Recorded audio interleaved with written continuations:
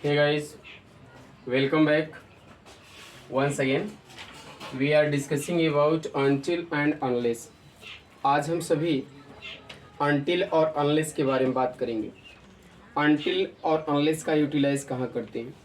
तो याद रखना है कि until का यूज हम ध्यान समझना है कि टाइम को शो करने के लिए करेंगे. कहाँ करेंगे? टाइम को शो करने के लिए, मतलब कि समय को दर्शाने के लिए हम किसका प्रयोग करते हैं? until का प्रयोग करते हैं. और कंडीशन को शो करने के लिए, कंडीशन को शो करने के लिए हम किसका प्रयोग करते हैं? अनलेस का प्रयोग करते हैं. कंडीशन मीन्स होता है शर्त. क्या होता है? शर्त. यानी शर्त को प्रकट करने के लिए अनलेस का प्रयोग किया जाता है और कंडीशन टाइम को शो करने के लिए अनटिल का प्रयोग किया जाता है. मेरे प्यारे छात्रों, सबसे पहले याद रखना है कि बोथ और निगेटिव, ये दोनों जो है मेरे प्यारे छात्रों निगेटिव वर्ड है. तो वी कैन से, अगर ये निगेटिव है तो याद रखना है कि इनके साथ कभी भी आपको याद रखना है कि न तो नो आना आता है और ना ही नॉट आता है, ना ही नेबर का प्रयोग किया जाता है. राइट. तो इनके साथ नो, नेबर, नॉट का प्रयोग नहीं किया जाएगा. That is no use, no, never, not. I hope that आप अच्छी तरह समझ गए होंगे. एक एग्जाम्पल लेते हैं और बात करते हैं अनटिल और अनलेस में डिफरेंट की. अभी आपको समझ में आ गया होगा कि अनटिल का प्रयोग क्या होता है और अनलेस का प्रयोग होता कहाँ होता है. राइट. अनटिल का प्रयोग आप करेंगे एडवर्ब ऑफ टाइम को शो करने के लिए और अनलेस का प्रयोग कहाँ करेंगे? एडवर्ब ऑफ कंडीशन को शो करने के लिए. राइट.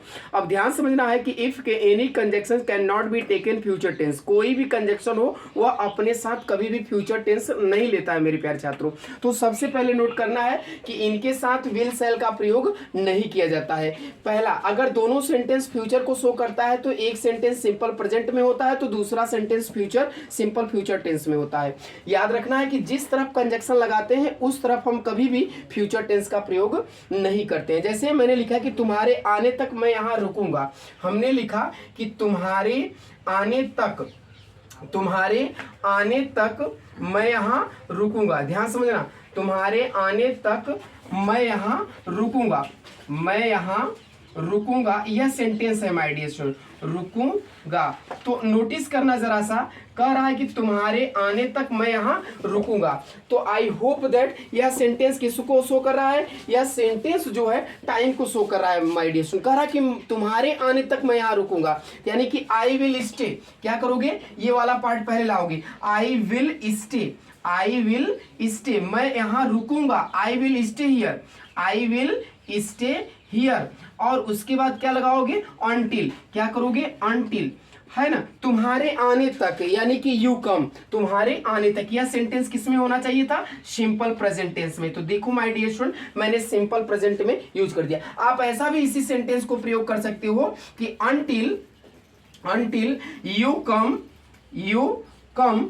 अब यहां पर आप कामा दीजिएगा. I will come here, sorry I will stay here, I will stay here. I hope that आपको यह एग्जाम्पल अच्छी तरह से समझ में आ गया होगा. I will stay here. So you should be try to note down my dear student.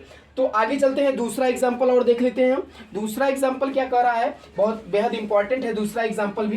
तब अंतर आपको क्लियर हो जाएगा, स्पष्ट हो जाएगा दोनों सेंटेंस में कि किसका प्रयोग कहाँ करते हैं. यानी कि याद रखना है कि unless is used with the sense of condition और until is used with the sense of time. तो याद रखना है कि दूसरा एग्जाम्पल क्या कह रहा है? दूसरा एग्जाम्पल यह कह रहा है कि वह कामयाब नहीं हो सका, वह कामयाब, वह कामयाब नहीं हो सका, वह कामयाब नहीं हो सका, वह कामयाब नहीं हो सका. ध्यान समझिएगा, वह कामयाब नहीं हो सकता है, वह कामयाब नहीं हो सकता है, वह कामयाब नहीं हो सकता. कब? यानी कि जब तक वह कड़ी मेहनत, जब तक वह कड़ी मेहनत, जब तक वह कड़ी मेहनत नहीं करता, जब तक वो कड़ी मेहनत